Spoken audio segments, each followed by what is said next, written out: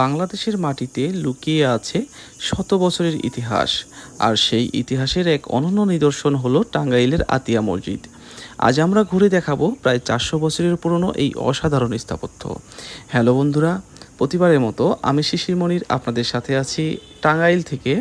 আজকে টাঙ্গাইলের ইতিহাস সমৃদ্ধ নতুন একটি ভিডিও নিয়ে। টাঙ্গাইল জেলার দেলদুয়ার উপজেলায় অবস্থিত আতিয়া মসজিদ নির্মিত হয় 1609 সালে। এটি মুঘল আমলের অন্যতম সুন্দর স্থাপত্য নিদর্শন। এই মসজিদটি নির্মাণ করেন সাইদ খান পন্নী, যিনি তখনকার একজন প্রভাবশালী জমিদার ছিলেন।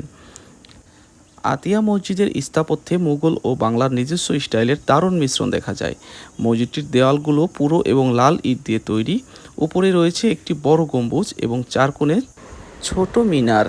দেয়ালে টেরাকোটার নকশা, ফুল, লতা আর জ্যামিতিক ডিজাইন। ভেতরের মেহরাব অত্যন্ত সুন্দরভাবে অলঙ্কৃত। এই নকশাগুলো আজও ইতিহাসের সৌন্দর্য বহন করে। পরিবেশ এবং লোকেশনে মসজিদটি লৌহজং নদীর তীরে অবস্থিত, যা এর সৌন্দর্যকে আরও বাড়িয়ে দিয়েছে। চারপাশে সবুজ প্রকৃতি, ভিডিও করার জন্য একদম পারফেক্ট লোকেশন। আতিয়া মসজিদ শুধু একটি নামাজের জায়গা নয়, এটি বাংলাদেশের ইতিহাস ও সংস্কৃতির একটি গুরুত্বপূর্ণ অংশ। এটি প্রমাণ করে মুঘল আমলে বাংলায় কিভাবে উন্নত স্থাপত্য শৈলী গড়ে উঠেছিল। বাংলাদেশের অতি পরিচিত 10 টাকার নোটেও আপনারা দেখতে পাবেন এই আতিয়া মসজিদটিকে। এটা দেখতে আসলে এক অসাধারণ একটি সুন্দর। আমরা এই যে মুসল্লিদের নামাজের জায়গা সংকুলান না হলে তারা বাহিরে এই জায়নামাজের উপরে দাঁড়িয়ে নামাজ পড়ে।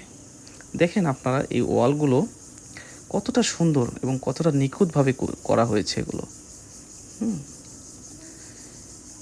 মানে আশ্চর্য, মানে অবাক হয়ে যাওয়ার মতো একটা বিষয়। অবাক, আপনি দেখলে আসলেই অবাক হয়ে যাবেন যে কীভাবে ওই সময় এত সুন্দর ডিজাইন করা হয়েছিল। আসলে এই সময় অনেক সময় লাগতো এরকম একটা স্থাপত্য নির্মাণ করতে, অনেক সময় লাগতো, পাশাপাশি অনেক শ্রমিকও লাগতো। এটা হচ্ছে আউটলুক মসজিদটার।